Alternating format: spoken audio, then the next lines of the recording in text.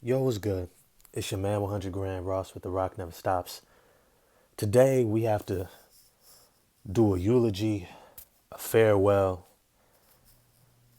for the Brooklyn Nets. It's about time that we have this conversation around just what this season was, what it's not, and we really need to dispel some of this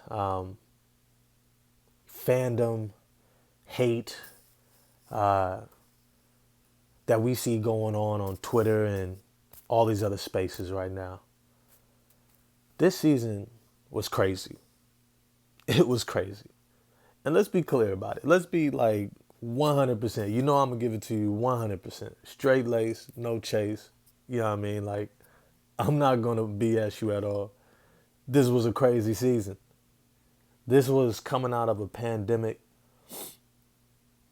People having to worry about vaccinations, statuses, travel, mad injuries, COVID protocols. This was a crazy season. Last season was a crazy season. Still in the midst of a pandemic. It was crazy. And I'm saying that to emphasize that you have to adjust your expectations. You have to adjust what you had hoped the outcome would have been. This was not a regular season. This was not a normal season. This was not a, hey, you know what? Everybody's starting off in the same place at the same starting line and is going to have a equal opportunity to be able to go far. What the Brooklyn Nets did this season, it was a disappointment. And I could be 100% real about that. It was a disappointment. And one of the biggest disappointments, it wasn't Kyrie not being allowed to play because of his status. It wasn't even that they got knocked out in the first round by the Boston Celtics, who were an absolutely monster of an adversary, of a team to have to go up against. I mean, they were just incredible. One of the best teams in the NBA closing out the regular season. One of the elite defenses on probably one of the better stretch runs of any team in the league. And that's who they lost to. That's who they lost to. But what we have to start looking at here is that these Brooklyn Nets made the playoffs. They were the number one seed before Kevin Durant got hurt, despite James Harden quitting on them. And despite Ben Simmons not being able to return and to give them meaningful minutes, this roster is still a championship roster. You see, you got these pundits on ESPN trying to spin some, talking points and get people all engaged and, in a craze frenzy so that they'll click some more and watch some more on ESPN.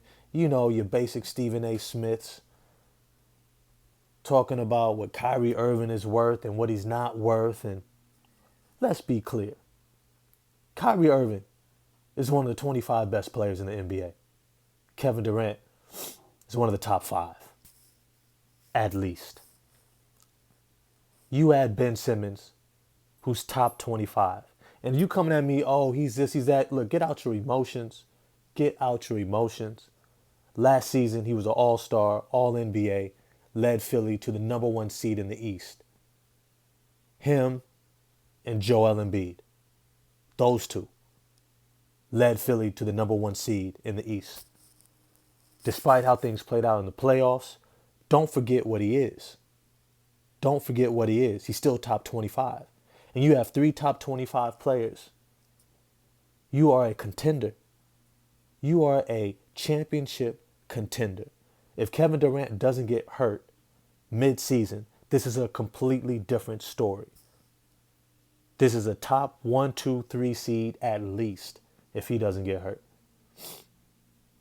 If the Brooklyn mayor wasn't such a Knicks fan and holding out to the very last moment to allow Kyrie to come back, KD probably still has his legs.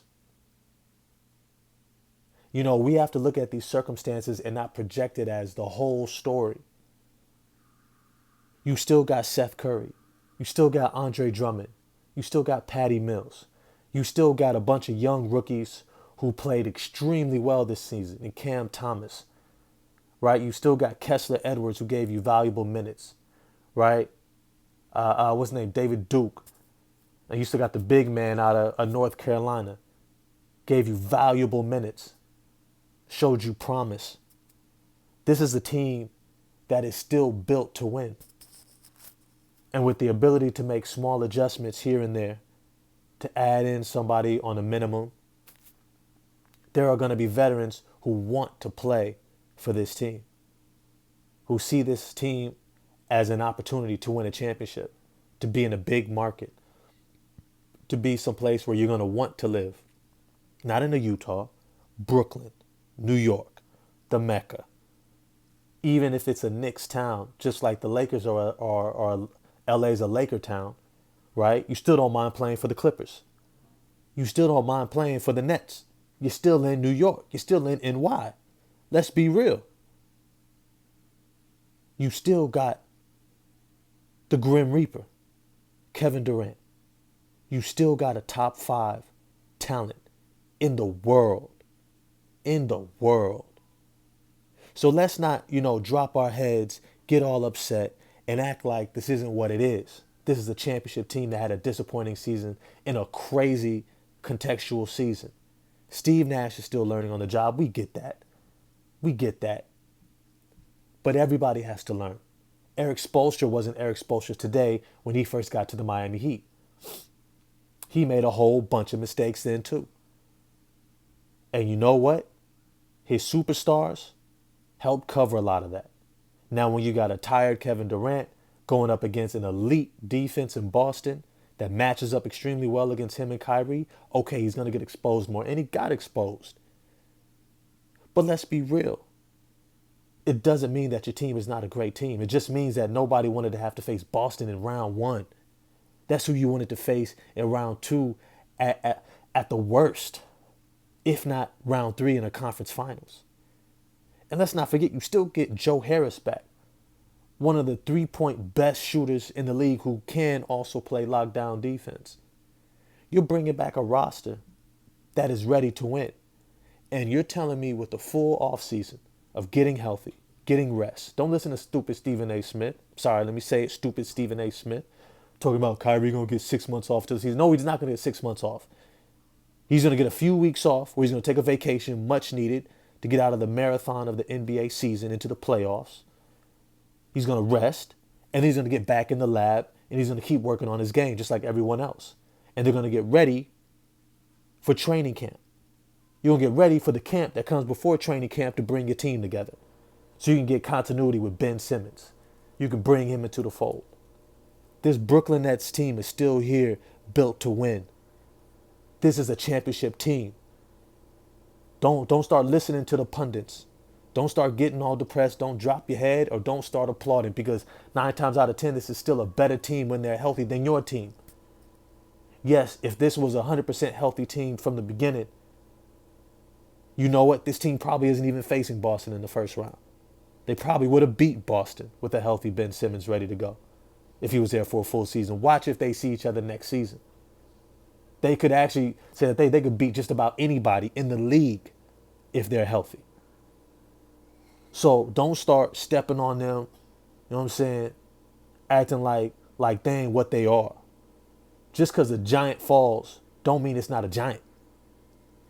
Okay, it fell down. Part of the story, part of why teams become great is because they get back up. It's because they get back up. Ben Simmons, he's going to get back up. This is what he does. He's been doing this his whole life. He didn't lose the ability to run fast, jump high, rebound the ball, play great defense, have amazing court vision and pass the ball, dunk on people's head, give you jump hooks, Euro steps, set great screens. He didn't lose all that stuff that made him an all-star. He didn't lose all of that. Neither will Kyrie after he gets re-signed. Because remember, these names alone, Ben Simmons, Kyrie Irving, Kevin Durant, they sell tickets. They increase the value of a franchise.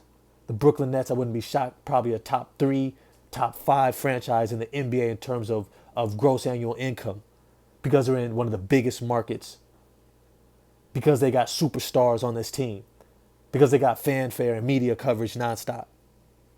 Don't sleep on the value of this team and these players. They'll be back. They'll be back. And when they're the number 1 seed next season, number 2 seed next season, y'all remember all this stuff everybody was saying at the end of this season. Yeah, it's a disappointing season. Okay, shake it off. We've been disappointed before. This is life. What do we tell kids? Disappointments happen. Let's grow up. But as always, I want to know what y'all think too. I want your opinion too. You know I don't mind the smoke. We can go back and forth. Smash the like button for me. Hit subscribe and the bell for notifications to help with those algorithms. And if you want to holler at me on Twitter at RockNeverStops2, that's the number 2, we could talk there too. We'll holler at y'all next time. Peace.